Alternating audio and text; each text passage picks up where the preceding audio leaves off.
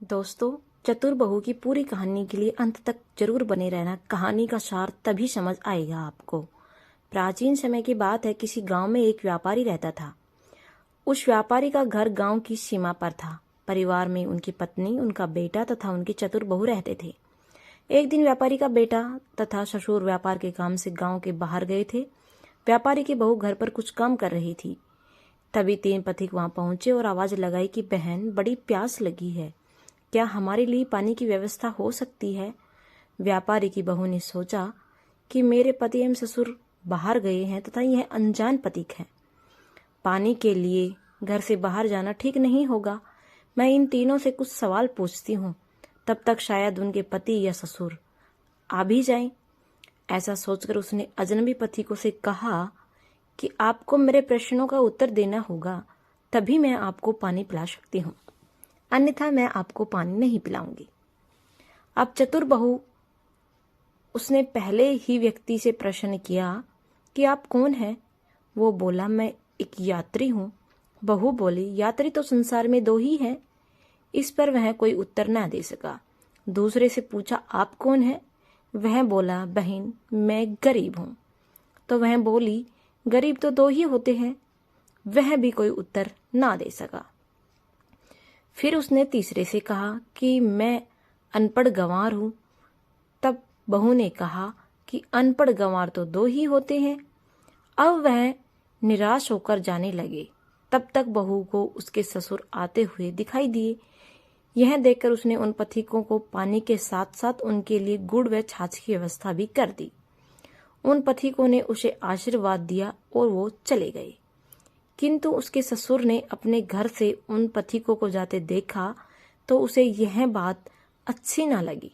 उसने सोचा कि बहू पता नहीं किन किन अजनबियों को घर पर अपने पति की अनुपस्थिति में बुला लेती होगी। ऐसा सोचकर वह राज्य के राजा के पास उसने अपनी चतुर बहू की 2 सिपाहियों को व्यापारी के घर भेजा। बहू ने उसे कहा कि राजा ने किस रूप में उसे दरबार में बुलाया है, यह पूछकर आओ। राजा के पास जाकर सिपाहियों ने यह बात बताई तो राजा बोला कि उसे बहू के रूप में यहाँ ले आओ। व्यापारी की चतुर बहू को पालकी में बिठाकर लाया गया। व्यापारी भी वहीं पर मौजूद था। अब बहू को सारी बात समझ आ चुकी थी। राजा ने पूछा कि तुम अजनबी पुरुषों को अपने घर क्यों लाई, जबकि तुम्हारा पति भी घर पर नहीं था? तो उसने कहा कि महाराज, मैंने तो केवल अपने कर्तव्य का पालन किया है। वे पथिक प्यासे थे, व्याकुल थे, किंतु अजनबी होने के नाते मैंने उन्हें पानी ना पिलाकर पति एवं ससुर की प्रतीक्षा करने की उचित समझा। इसके लिए मैंने कुछ कठिन प्रश्नों का सहारा भी लिया था। राजा ने कहा, हम उन प्रश्नों के संबंध में जानना चाहते हैं। इस पर वह बोली कि महाराज, मेरा पहला प्रश्न था कि संसार में यात्री कौन है? जिसका उत्तर है कि इस संसार में केवल 2 ही यात्री हैं, एक सूरज तथा दूसरा चंद्रमा, जो दोनों प्रतिदिन यात्रा करते हैं। मेरा दूसरा प्रश्न कि गरीब कौन है, उसका उत्तर है कि गरीब 2 हैं, एक गाय एवं दूसरी बहू। मेरे तीसरे प्रश्न का उत्तर है अनपढ़ एवं गंवार 2 हैं, एक भोजन, दूसरा पानी, जो किसी के साथ भी कहीं भी चले देते हैं। ऐसा कहकर बहू बोली कि महाराज, एक और प्रश्न का अभी अभी मुझे उत्तर मिल गया है। राजा आश्चर्य के साथ बोला, बताओ। बहू बोली कि जान की सलामती हो तो बताऊं। राजा ने अनुमति दी तो बोली, प्रश्न ये है कि संसार में मूर्ख कौन है? राजा ने पूछा, कौन है? बहू ने कहा, महाराज, इस संसार में 2 ही मूर्ख हैं। पहले मेरे ससुर, जिन्होंने पूरी बात की जानकारी किए बिना ही आपसे मेरी शिकायत कर दी और मेरे चरित्र पर बिना सोचे समझे ही अंगुली उठा दी। राजा बोला, और दूसरा मूर्ख?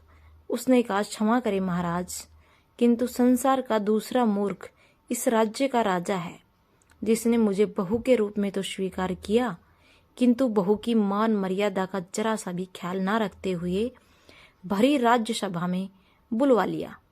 ऐसा सुनकर राजा बड़ा क्रोध तो आया, किंतु शांति से सोचने पर उसे वह बात उचित ही प्रतीत हुई।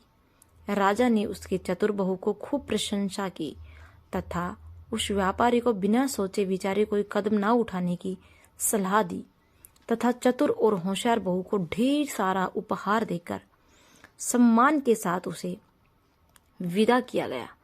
दोस्तों, ये कहानी बहुत इंटरेस्टिंग, बहुत मोटिवेशनल और बहुत ही इंस्पायरिंग है।